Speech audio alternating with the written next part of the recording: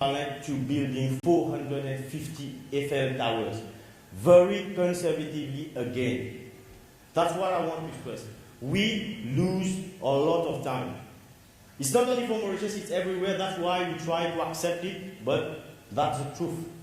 And if I take all these services, I don't have all the data in hand. If we take all these services, what will happen? You will see that there's a lot of time that we can actually use to make it profitable. Now the question is, why so much wastage?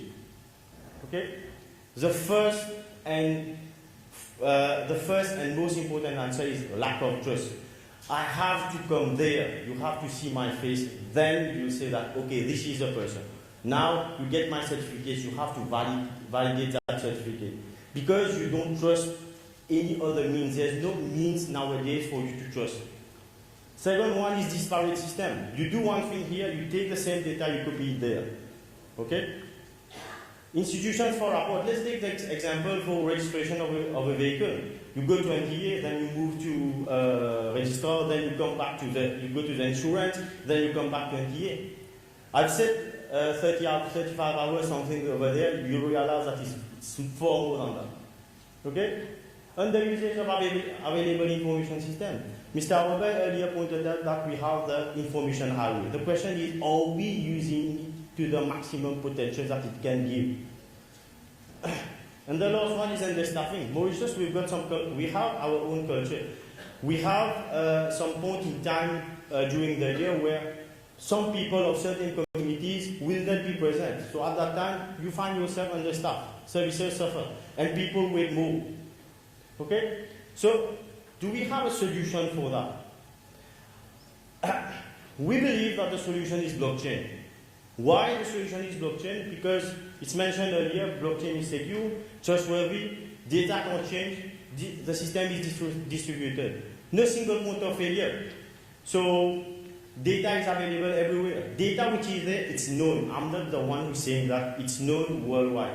When you have data on blockchain, you can be sure that the data is secure. You can't change that data.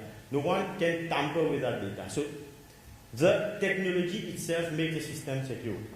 Oops. Sorry. Okay, sorry. Okay, now we have the blockchain. We know we have the blockchain. Now how can we do that?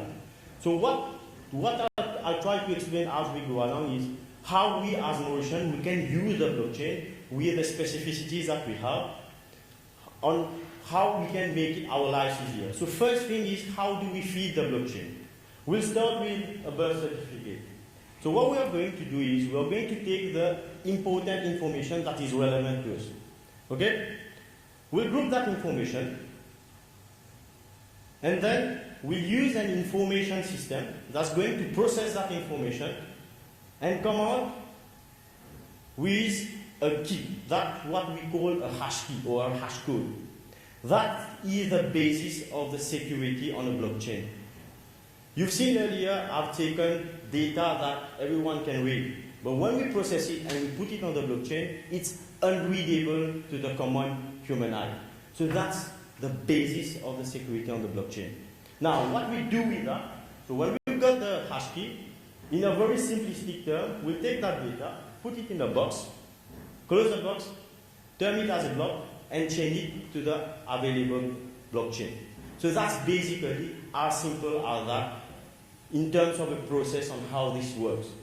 Now, what we are going to do is, we'll take all the different documents, relevant documents that we have, apply the same process, and then feed the blockchain.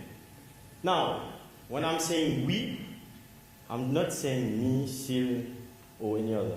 It's going to be trusted organization. So for example, currently the civil status division is responsible for doing birth certificates. Universities, schools and stuff are responsible for certificates. So these institutions will be continuously feeding the blockchain.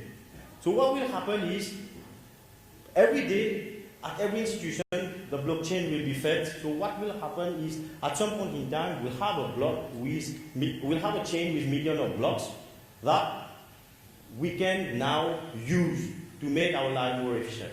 So how we're going to do that? What I'm going to do is, I'll try to show you one common process that most of you have been there.